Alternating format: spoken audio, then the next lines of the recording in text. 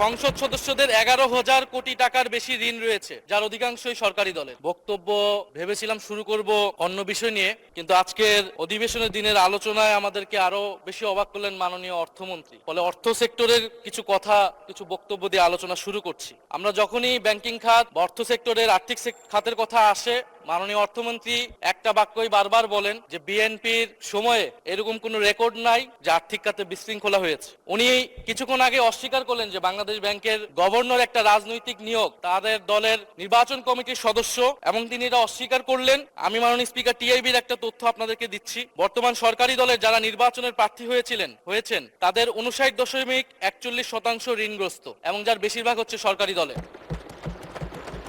সংসদ সদস্যদের 11,000 কোটি টাকার বেশি ঋণ রয়েছে, যার অধিকাংশই সরকারি দলের।